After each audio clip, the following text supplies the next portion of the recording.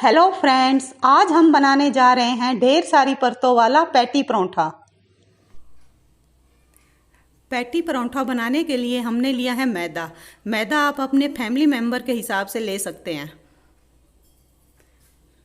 अब इस मैदा को हम पानी से गूंद लेंगे, जैसे भटूरों का आटा गूंदते हैं। आटा ना तो बहुत ज़्यादा सख्त होना चाहिए और ना ही बहुत ज़्यादा नरम होना चाहिए।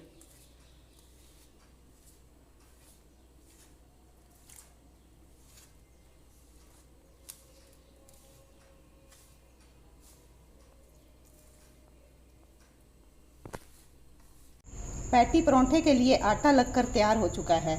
आटा देखिए इस तरह का होना चाहिए, ना तो बहुत ज़्यादा टाइट है और ना ही बहुत ज़्यादा सॉफ्ट। अब हम पैटी परोंठा बनाना शुरू करते हैं। उसके लिए हम इस आटे में से रोटी जितनी लोइयाँ लेंगे, जितनी हम रोटी बनाने में लेते हैं।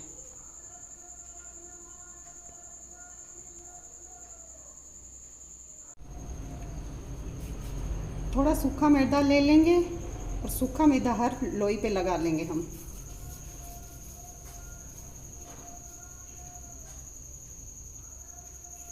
बिल्कुल वैसे ही जैसे हम रोटी के लिए लोई तैयार करते हैं। और इनको हम एक प्लेट में अलग से रखते जाएंगे।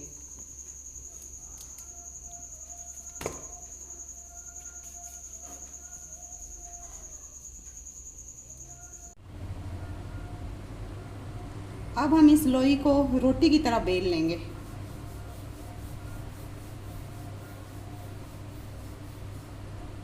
थोड़ा थोड़ा सूखा मैदा लगाते जाएंगे, जैसे रोटी पर सूखा आटा लगाते हैं वैसे ही।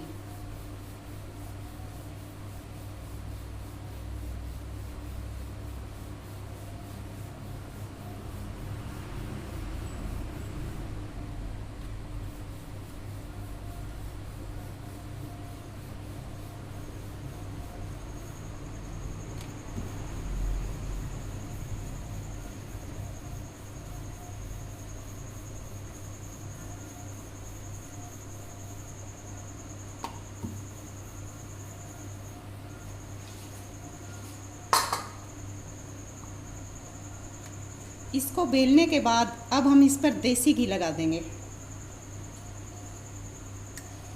जैसे परोंठों के ऊपर लगाते हैं।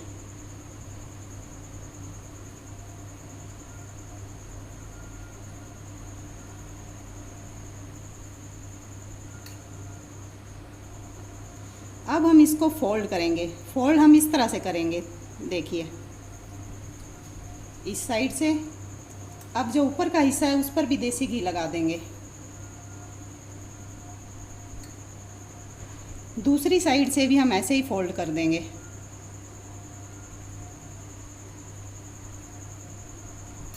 फोल्ड करने के बाद दूसरी साइड पे भी घी लगा दिया है। अब ऊपर वाली साइड से फोल्ड करेंगे, हाथ से हल्का हल्का प्रेस करते जाएंगे। हल्का घी हम इधर भी लगा देंगे। उसके बाद जो लास्ट वाला हिस्सा बचा है उसको भी लास्ट में हम फोल्ड कर देंगे, तो हमारा इस तरह की शेप बन जाएगी। इसको हम एक अलग प्लेट में निकाल कर रख लेंगे।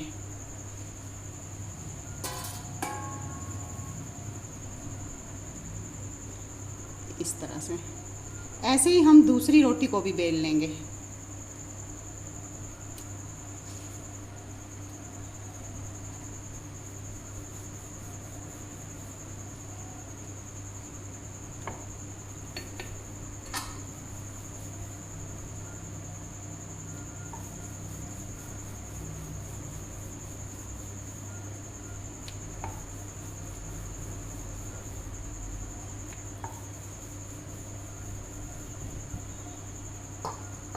बेलने के बाद इस पर भी सेम उसी प्रोसीजर से हम देसी घी लगाएंगे। पहले बीच में लगाएंगे,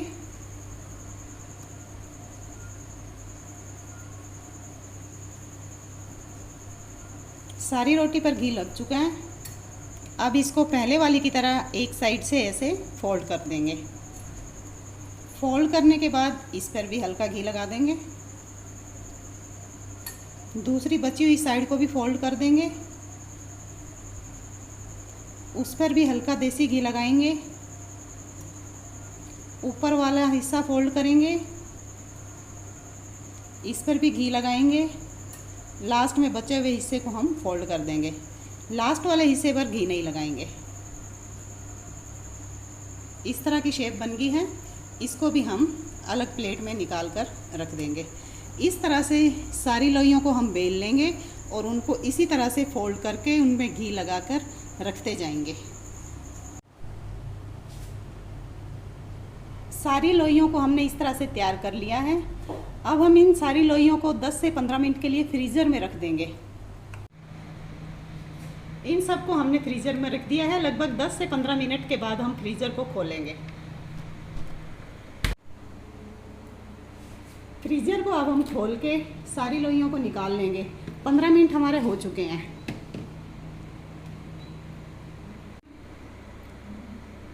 लोइयाँ हल्की हल्की टाइट हुई है। अब हम सेम उसी प्रोसीजर से इन सब लोइयों को दोबारा बेल लेंगे। लोई पर हमने फिर से थोड़ा सा सूखा हुआ मैदा लगा लिया है ताकि बेलने में आसानी हो। अब हम इसे बेल लेंगे।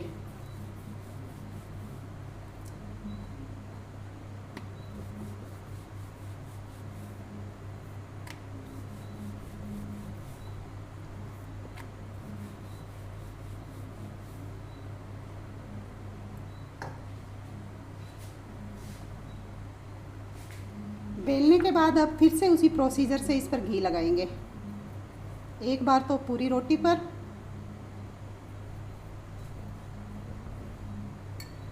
फिर से इसे फोल्ड करेंगे। फोल्ड करने के बाद इस हिस्से पर लगाएंगे। अब दूसरे हिस्से को फोल्ड करेंगे, इस पर भी घी लगा देंगे। इसको फोल्ड कर देंगे, घी लगाएंगे। लास्ट में बचे हुए हिस्से को फोल्ड कर देंगे। सेम पहले वाला प्रोसीजर। इन सबको एक अलग प्लेट में निकाल कर रखते जाएंगे। इस तरह से एक एक करके हम सारी लोइयों पर दोबारा घी लगाएंगे और 10 से 15 मिनट के लिए फिर से फ्रीजर में रखेंगे। इस तरह करने से पैटी परांठे की जो लेयर होती है वो अच्छे से बन जाएंगी। एक बार फिर से उसी प्रोसीजर से हमने सारी लोइयाँ तैयार कर ली है। अब हम इन सबको एक बार फिर से 10 से 15 मिनट के लिए फ्रीज़र में रखेंगे।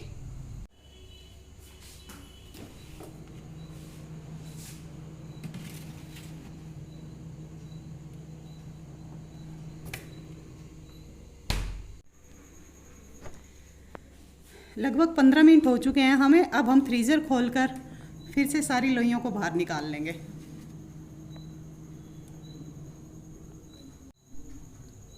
अब फिर से एक बार पुराने वाले प्रोसीजर से हम इनको बेल लेंगे।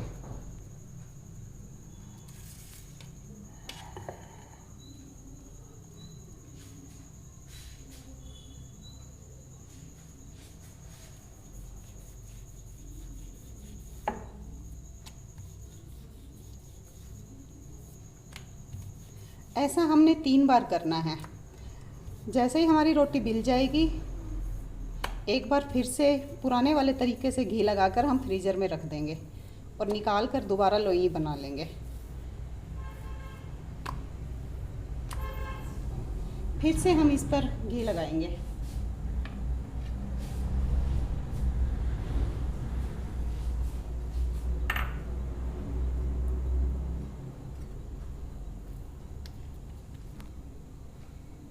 सेम वही प्रोसीजर है।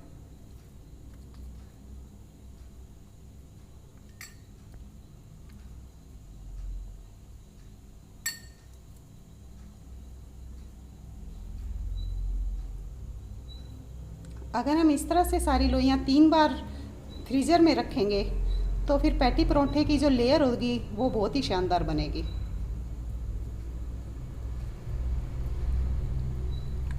इस तरह से सारी लोइयों को करके हम एक बार फिर से 10 से 15 मिनट के लिए फ्रीज़र में रख देंगे।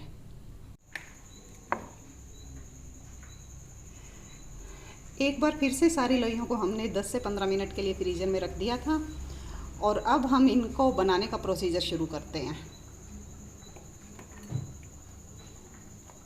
एक लोई लेंगे, उसको बेल लेंगे।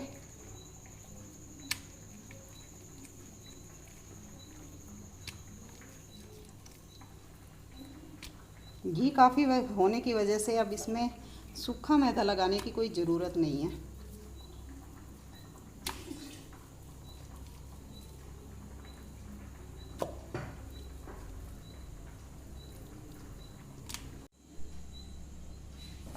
अब हमने तवे के ऊपर थोड़ा घी लगाएंगे।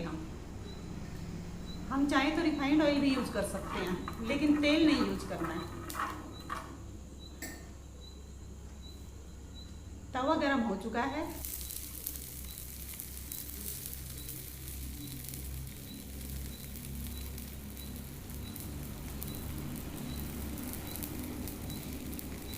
थोड़ा घी ऊपर की साइड भी लगा देंगे।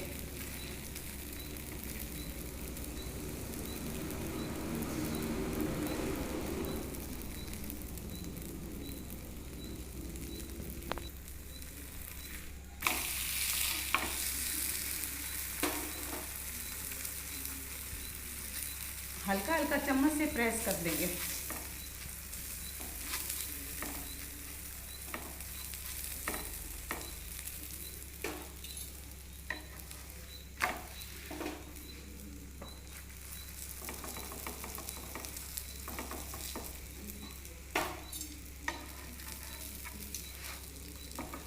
गैस का फ्लेम अपनी आवश्यकता के अनुसार कम या ज़्यादा करते रहेंगे।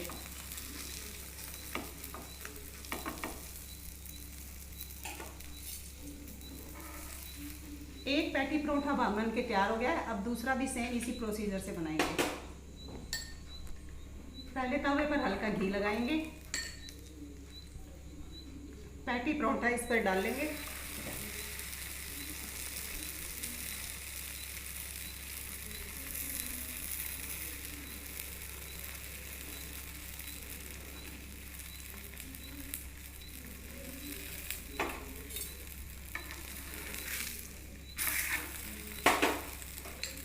दूसरी साइड भी हम घी लगा देंगे।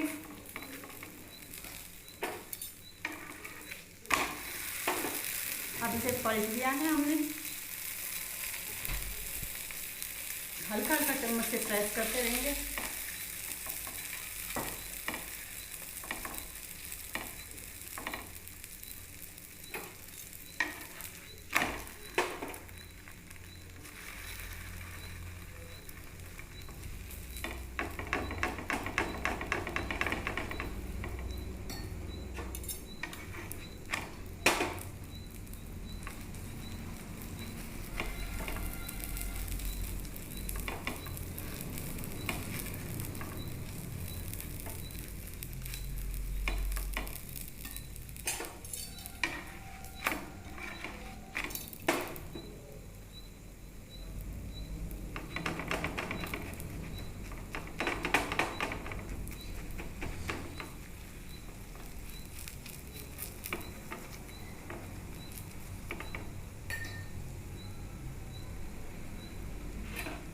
इस तरह से एक एक करके हम सारे पैटी परांठा बना लेंगे। लीजिए, तैयार है हमारा कई परतों वाला पैटी परांठा। इसे आप किसी भी सब्जी के साथ खा सकते हैं, लेकिन अगर आप इसे शाही पनीर के साथ खाएंगे तो यह लाजवाब लगेगा। शाही पनीर की रेसिपी मैंने अपनी एक पिछली वीडियो में शेयर की है। जब भी घर में कोई स्पेशल गेस्ट आए, आप पैटी परांठा बना कर खिलाएं। मेहमान अगली बार इसी की डिमांड करेंगे। रेसिपी पसंद आने पर मेरे चैनल को सब्सक्राइब जरूर कीजिएगा।